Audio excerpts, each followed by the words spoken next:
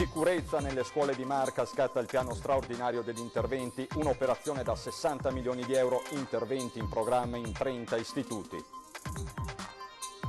Mezzi spargisali in azione in tutta la provincia per il rischio ghiaccio. Nelle prossime ore intanto a Miane chiusa in via preventiva una strada. Controllo shock della Polstrada sugli automobilisti, la metà era positivo alle droghe e uno di loro ha tentato di scappare speronando la vettura degli agenti.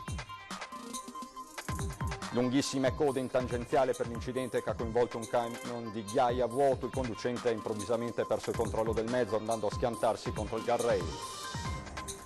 Giovane blogger trevigiana residente a Varese accusata assieme al fidanzato di aver legato a un albero e picchiato un 18enne marocchino dietro al gesto. Ci sarebbe la vendetta per un'estorsione.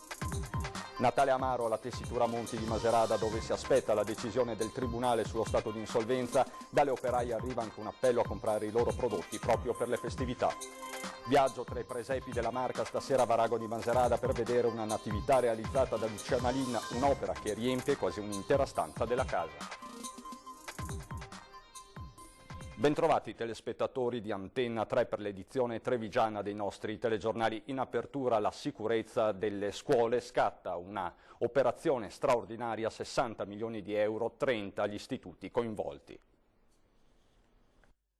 Si comincia dalle scuole della fascia pedemontana, da Vittorio Veneto a Pieve di Soligo, da Conegliano a Montebelluna, prioritarie visto che l'area è quella a maggior rischio sismico, ma sarà tutta la Marca a essere coinvolta gradualmente nel piano straordinario di sicurezza a cui l'ente provincia sta lavorando senza sosta da quando nel biennio 2015-2016 effettuò uno screening sulle strutture scolastiche trevigiane. In tempi di ristrettezza economica il Sant'Artemio, competente per l'edilizia degli istituti secondari, ha fatto quindi di necessità virtù, intercettando finanziamenti regionali e soprattutto nazionali. 30 le scuole interessate sulle 100 di competenza dell'ente, un'operazione da 60 milioni di euro. Attualmente sono finanziati per oltre 40 milioni, i restanti sono possiamo dire in lista d'attesa, ma dovrebbero essere comunque finanziati nel periodo di validità del piano triennale 2018-2020, quindi entro il prossimo anno. Tra le scuole maggiormente interessate dal piano, l'Istituto Galilei di Conegliano, più volte finito al centro delle polemiche per le sue condizioni precarie, da qui ai prossimi anni sarà destinatario di ben 12 milioni di euro. Soddisfatto il presidente Stefano Marcon, Treviso, dice carte alla mano, è la seconda provincia in Italia dopo Lucca ad aver intercettato il maggior numero di risorse. La struttura tecnica, nonostante lo stesso dirigente Antonio Zonta sia andato in pensione 15 giorni fa, continuerà a lavorare. Insomma, sulla sicurezza delle scuole si va avanti. Possiamo dare delle prospettive rosee alla scuola trevigiana, almeno per quanto riguarda gli edifici scolastici per le scuole superiori. Mezzi spargisali in azione in tutta la provincia di Treviso per il rischio ghiaccio e a Miane si è chiusa anche una strada. Alla fine è stata la pioggia la protagonista della giornata dopo qualche timido fiocco sceso in mattinata. Niente neve dunque grazie alle temperature rimaste al di sopra dello zero, ma per le prossime ore cresce il rischio gelate. Se la colonnina di mercurio dovesse scendere in serata e durante la notte, la pioggia caduta in giornata diventerebbe ghiaccio. Il centro funzionale decentrato della Protezione Civile del Veneto ha dichiarato la fase operativa di attenzione su tutto il territorio regionale per gelate. La provincia di Treviso si è attivata allertando le aziende impegnate nel piano preventivo di spargimento del sale. La provincia in base alle previsioni si è già attivata in uno stato di preallarme, quindi attivando tutte le aziende che sono incaricate dal piano neve a tenere in ordine e in sicurezza le strade provinciali. Non vi sono particolari situazioni che destano preoccupazione in questo momento. Vi è il tratto di via Talponade a Miane sulla SP 152 che in accordo con il Comune abbiamo chiuso, anche perché è un tratto di provinciale che tende a ghiacciare sia i trattamenti preventivi che altri sistemi, insomma non garantiscono la sicurezza. Mentre gli anni scorsi per il piano neve si doveva fare i conti con le risorse limitate, stavolta i finanziamenti ci sono. Oggi le risorse ci sono state stanziate appunto, c'è un sistema rodato che funziona. Poi ci sono quegli eventi imprevedibili che se magari concentrano una nevicata forte in un determinato momento si patirà qualche disagio.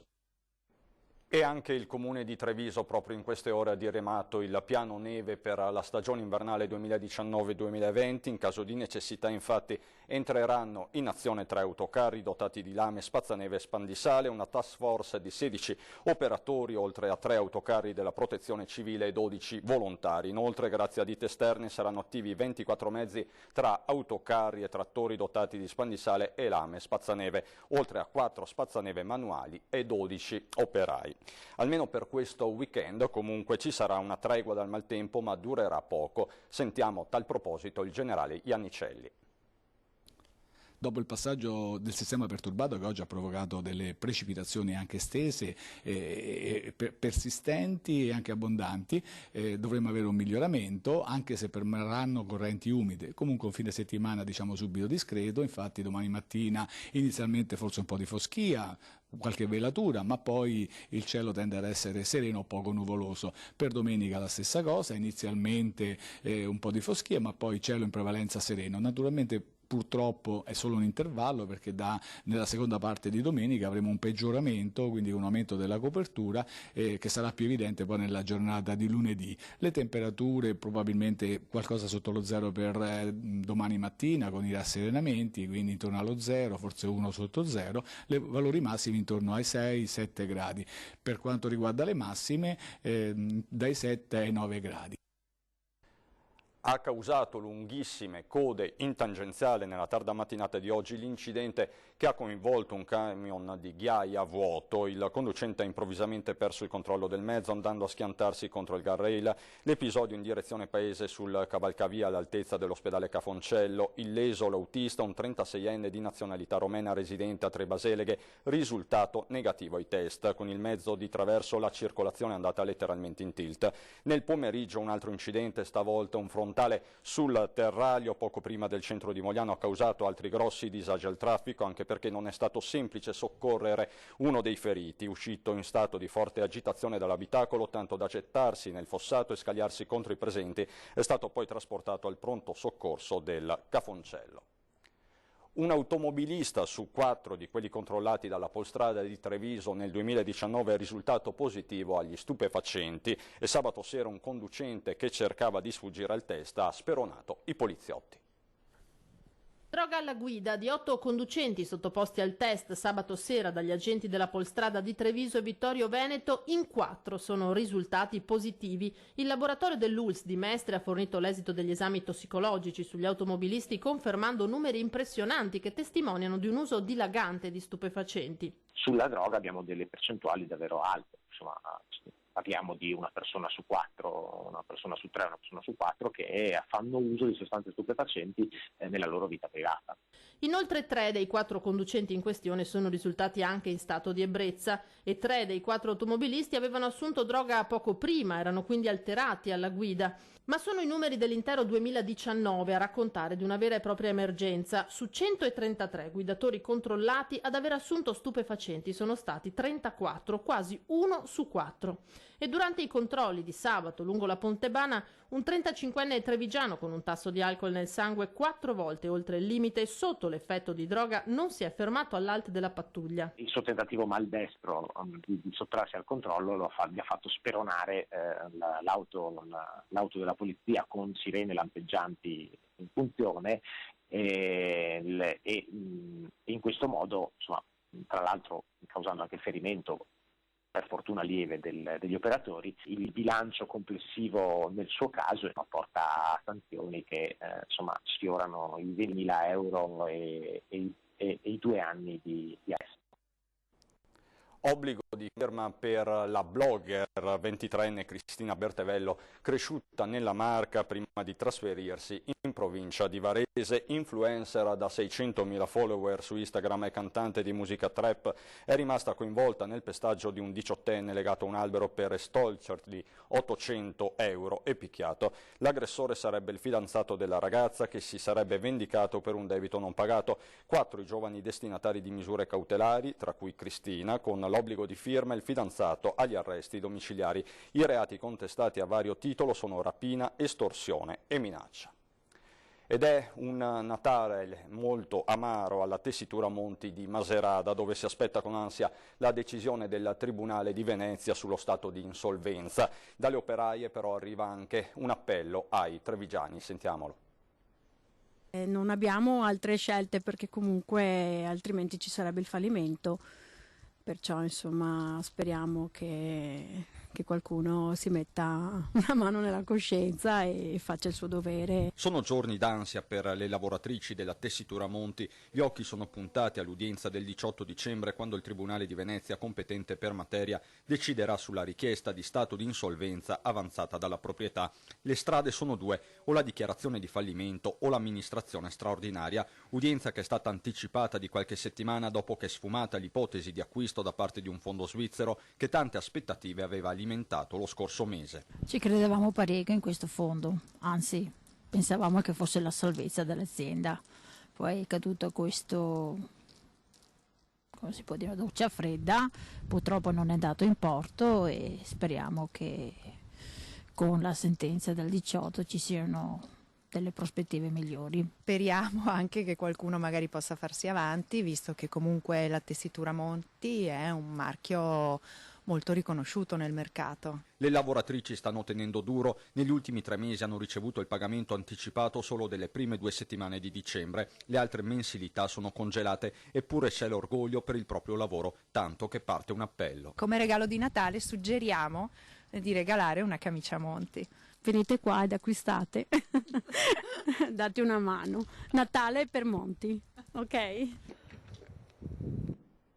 Domani No Tax Day, promosso dalla Lega contro le nuove tasse introdotte in manovra finanziaria. Oggi pomeriggio intanto tavolo promosso dalla Regione con categorie e sindacati.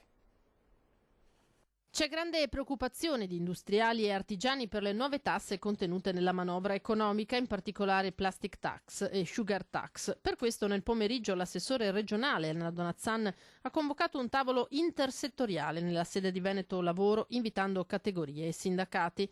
E questo alla vigilia del No Tax Day indetto per domani dalla Lega, con appuntamenti a Verona, Mestre e Treviso, a cui saranno presenti tra gli altri il presidente del Veneto Luca Zaia e il vice segretario federale della Lega Lorenzo Fontana. Esponenti del nostro movimento e gente che anche comunque ha avuto ruoli economici all'interno del nostro movimento spiegherà quella che è la nostra proposta, la nostra ricetta per un fisco che sia più equo, un fisco che ci consenta di dare sviluppo alle nostre aziende, di dare risorse ai nostri cittadini. No alle tasse introdotte dal governo giallorosso e no alla sudditanza all'Europa. Il voto in Gran Bretagna ha dato uno scossone all'Unione, secondo il governatore Zaia. Il popolo ha approfittato di questa elezione per dare un segnale all'Europa, un segnale forte. C'è da preoccuparsi in Italia? No, in Italia dobbiamo preoccuparci del fatto che dobbiamo difendere l'Italia in Europa, come fanno i francesi e i tedeschi che non hanno colpe, loro difendono casa loro, se a noi sprovveduti che difendiamo loro che difendono se stessi. Pensiamo invece a difendere l'Italia e noi non siamo contro l'Europa, non siamo contro l'euro, ma difendiamo l'Italia all'interno dell'Europa. La pubblicità, a dopo.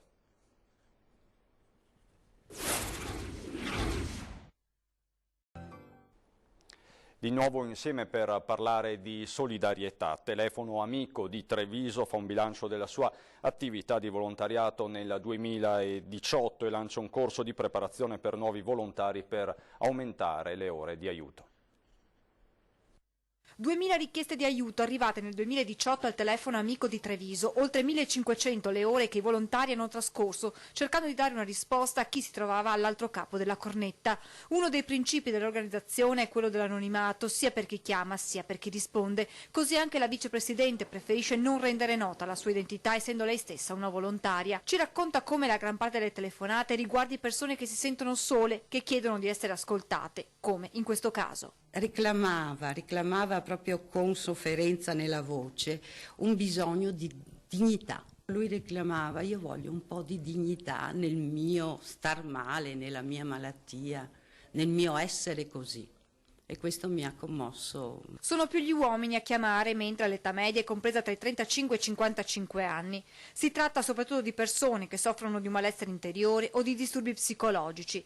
È capitato, spiega la vicepresidente, che qualcuno abbia anche minacciato gesti estremi, ma i nostri volontari hanno alle spalle una specifica preparazione per far fronte anche a casi delicati come questi. Che sono le telefonate che ci mettono più apprensione. Queste telefonate di solito sono lunghe, noi ci siamo, noi diciamo alla persona che possiamo stare al telefono quanto tempo vuole. Telefono amico organizzato per l'11 gennaio 2020 alle 15 in via Isonzo 10 a Treviso, un corso di preparazione per nuovi volontari.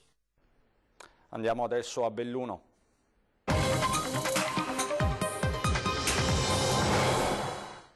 A Longarone è stato il giorno della rabbia e della protesta. I lavoratori degli stabilimenti Safilo hanno scioperato oggi contro il piano da lacrime e sangue presentato dall'azienda. Sotto la neve il corteo in zona industriale e sulla 51 di Alemagna.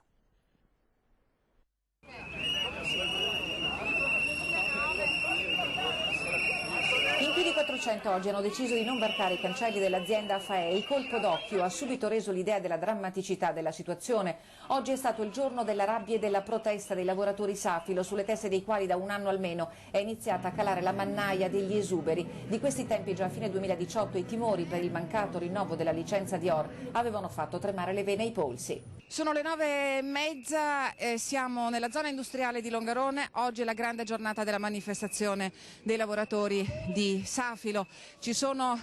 Stiamo intravedendo i rappresentanti della politica e stiamo vedendo i lavoratori che stanno in questo momento vivendo uno, credo, dei momenti più drammatici della loro storia. Ce l'aspettavamo sotto certi aspetti sicuramente, ma che fosse una tegola così pesante anche no.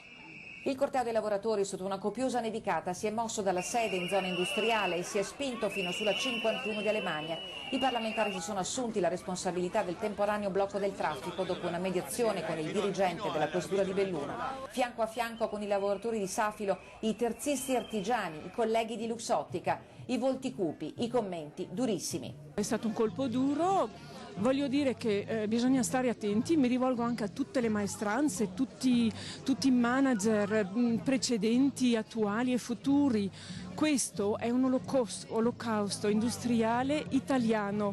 Stanno chiudendo dappertutto e nessuno fa niente. Ce l'aspettavamo sì, però non in questi termini, probabilmente, non così pesante, non così repentina. È stato uno shock. Una batosta del genere non ce l'aspettavano veramente. Lei che cosa vorrei? Se avesse davanti l'amministratore delegato di Safilo, che cosa le direbbe? Niente, è meglio che sto zitta. Questo è l'acronimo che è stato coniato oggi, l'acronimo di Safilo, il nuovo acronimo di Safilo. State abbandonando famiglie indifese, lavoratori onesti e naturalmente vergognatevi. Questa è la situazione che si sta vivendo davanti allo stabilimento Safilo di Longarone, dove 400 lavoratori rischiano di perdere il loro posto di lavoro. E la crisi di Safilo, accanto a quella di Wanbao ACC, mette a repentaglio le sorti di un intero territorio. Qui si rischia di togliere tutta la produzione italiana di Safilo perché chiudi Martignacco, svuoti Longarone di significato con 400 esuberi su 900, senza dirci che cosa vuoi fare.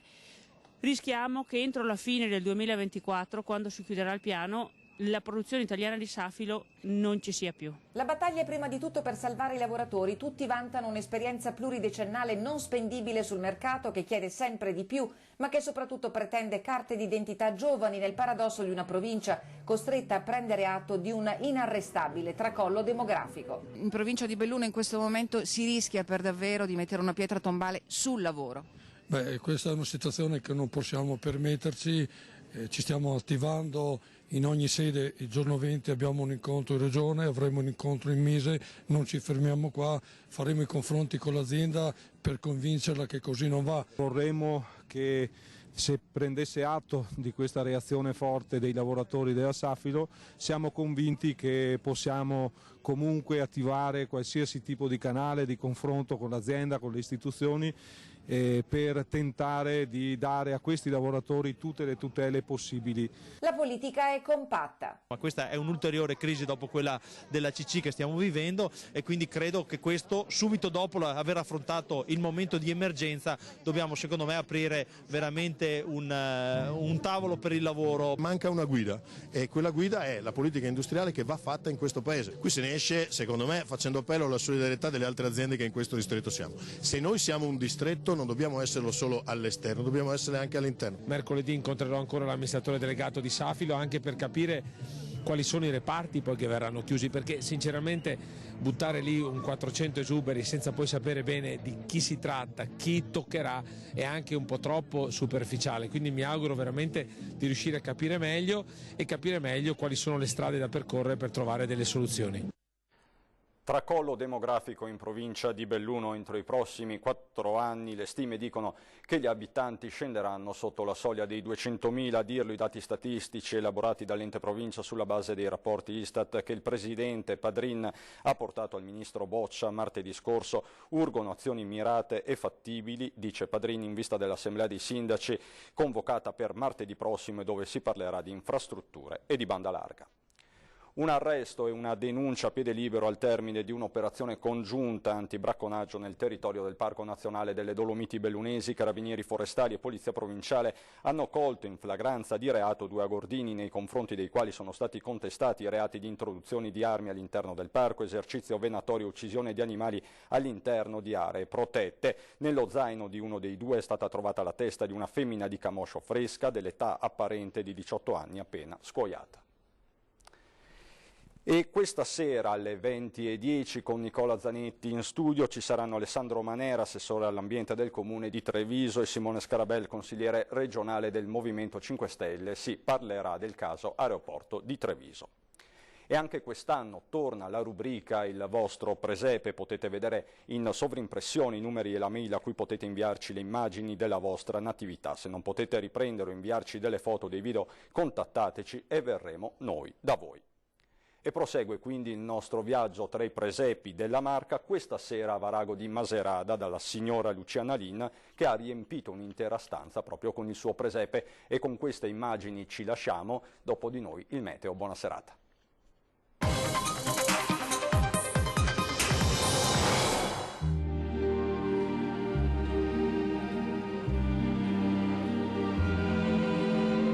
Questo presepio l'ho fatto io e ogni anno cerco di metterci sempre qualcosa di nuovo.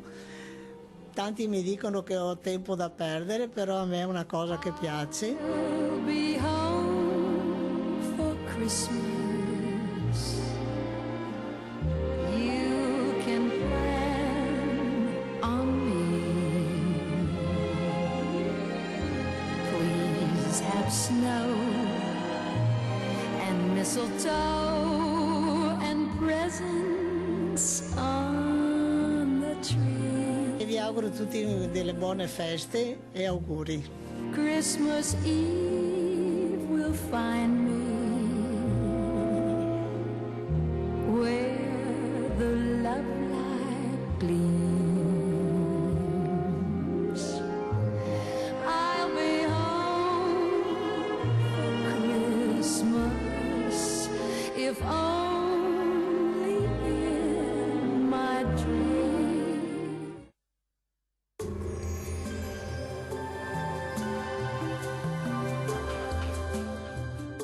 Tonus Laboratorio del Piede, centro altamente specializzato nella costruzione di plantari su misura, dedica nuove tecnologie di rilevazione dei carichi posturali per dare voce alla filosofia di benessere che lo caratterizza.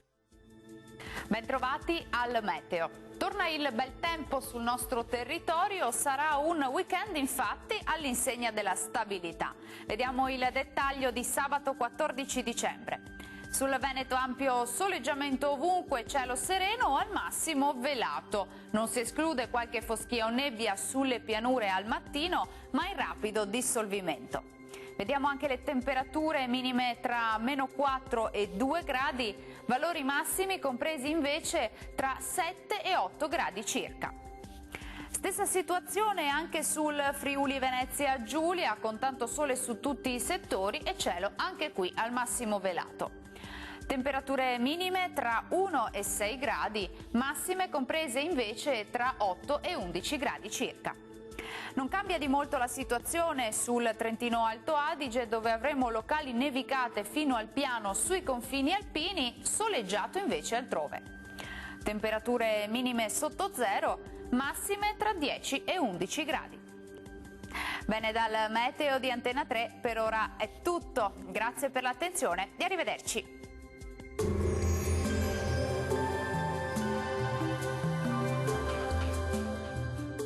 Tonus è il miglior negozio di calzature moda comoda. Qui troverete il più vasto assortimento di calzature Fratelli Tomasi, eleganza e comodità, perché camminare è vivere.